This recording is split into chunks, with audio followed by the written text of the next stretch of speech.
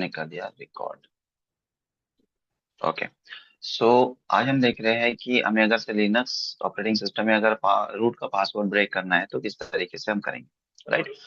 तो रूट का पासवर्ड अगर हमें ब्रेक करना है, ठीक है, रूट का अगर से पासवर्ड हमें ब्रेक करना है तो हम किस तरीके से हम करेंगे। सोचिए कि रूट का पासवर्ड अगर आप भूल गए, है ना, और ब्रेक करना है, तो सबसे पहले आप क्या करेंगे, सिस्टम को रीस्टार्ट करेंगे। तो देखिए मैं यहाँ पर रीसेट कर रहा हूँ, ध्यान दीजिएगा प्रॉपरली। और जैसे ही रीसेट करेंगे ना, तो यहाँ पर कुछ इस तरीके से ऑप्शंस आएगा रीसेट करने के बाद, है ना।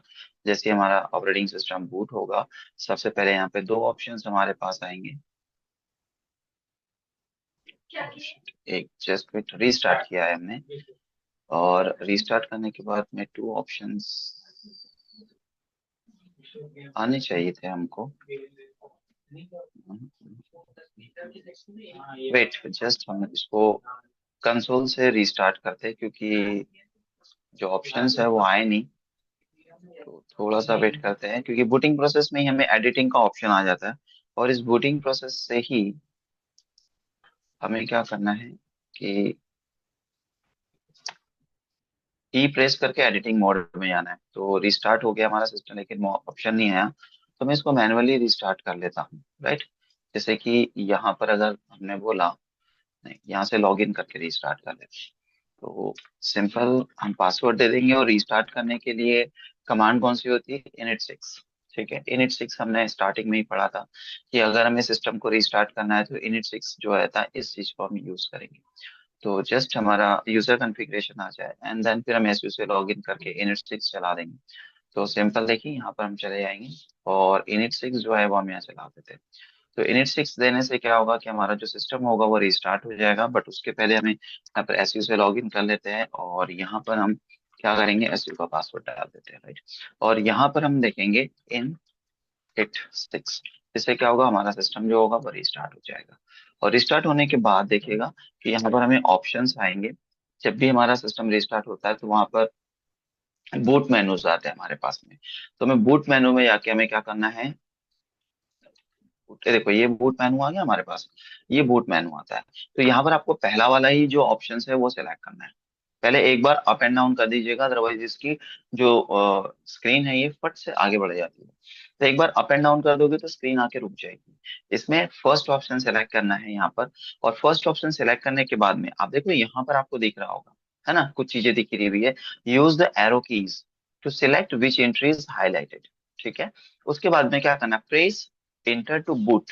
ठीक है, इंटर करोगे तो बूट हो जाएगा, and select the OS, E to edit. और हमें क्या करना है, एडिट करना है। हमें क्या करना है, एडिट करना है। तो हम यहाँ पे ई प्रेस करेंगे। तो हमने क्या करना है, पहला ही ऑप्शन सेलेक्ट करना है और ई फॉर एलिफेंट प्रेस कर देना है। E for elephant edit mode में आप चले जाओगे, और एडिट मोड में आने के बाद आपको क्या करना है, यहाँ पर हमारे कर्नल की एंट्रीज देखनी। देखो यहाँ पर आप जाओगे, और यहाँ पर आपको दिख रहा है, ये देखो VMLINUZ, है ना, वी VMLINUZ।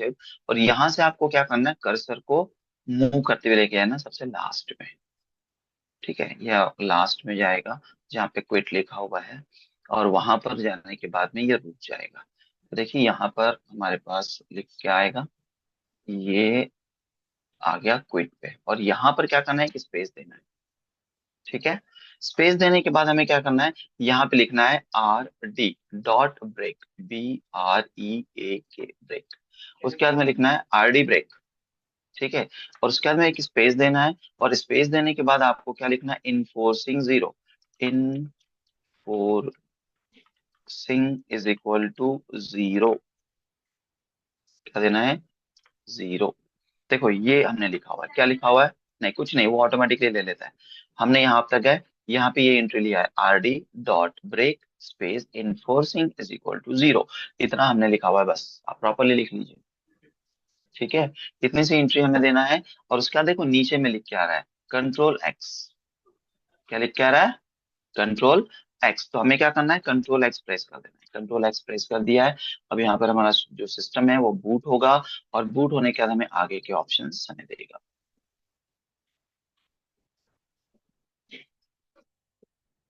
ठीक है, यहाँ क्या हमारा, यहाँ पर हमें क्या करना है, यहाँ पर हमें लिखना है माउंट। क्या लिखना है, माउंट, और माउंट में एक पाइप का साइन, ये इंटर क्या ऊपर ही रहता है, इसको बोलते हैं पाइप, इसको बोलते हैं पाइप, दो टिन बात है। और उसके बाद हमें लिखना है GREP, ग्रिप, स्पेस देना है, हाँ, 1 मिनट, स्पेस देना है, GREP ग्रिप, एंड बोलेंगे रूट, इंटर कर देते हैं, है ना। इंटर करने के बाद हमें क्या करना है, वापस हमें लिखना है mount mount hyphen O remount, comma, RW space slash SYS root, SYS root. ये हमने लिखना है, माउंट लिखना है, स्पेस देना है, हाइफेन ओ लिखना है, स्पेस देना है, रीमाउंट लिखना है, कॉमा देना है, RW रीड राइट, स्पेस देना है, स्लैश देना है, सिस्टम रूट लिखना है। Clear? Now system root, enter कर देंगे। एंटर करने के बाद हमें क्या करना है, हमें यहाँ पे अगेन थोड़ा सा चीजें चेंजेस करना है, CH रूट, पासवर्ड चेंज करना है हमें, है ना। और यहाँ पे करना है CH, हमें रूट लिखना है स्पेस स्लैश सिस रूट, इस डायरेक्टरी में चले जाएंगे हम, कौन सी डायरेक्टरी में, CH रूट के अंदर में। अब यहाँ पर हमें पासवर्ड दे देना है, क्या पासवर्ड देना है, पास WD, किसके लिए पासवर्ड दे रहे हैं हम, रूट के लिए चेंज करना है। देखो अभी हम तक रूट का पासवर्ड पूछा क्या, नहीं पूछा। अब हमें पहले का पासवर्ड याद नहीं है, हम नया पासवर्ड देंगे हम। तो हमने बोला पास WD रूट, रूट का पासवर्ड चेंज कर रहे, इंटर कर देंगे हम, ठीक है। इंटर करोगे तो ये बोला नया पासवर्ड दो, हमने पासवर्ड दिया कैपिटल P@SSWORD123, इंटर, पासवर्ड दिखता नहीं है, ठीक है।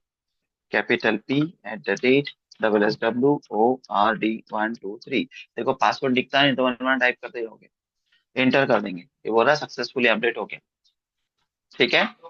हाँ, 2 बार कंफर्मेशन पूछता है। उसके बाद आपको क्या करना है, यहाँ से एग्जिट करना है, यहाँ से भी एग्जिट कर लेना है, ठीक है। ये लॉग आउट हो गया, रिस्टार्ट हो जाएगा हमारा सिस्टम, रिस्टार्ट होने दो, रिस्टार्ट होने के बाद में फिर हम इसमें थोड़े कमांड चलाएंगे और रीबूट करके फिर चेक कर लेंगे, तो थोड़ा सा वेट करिएगा।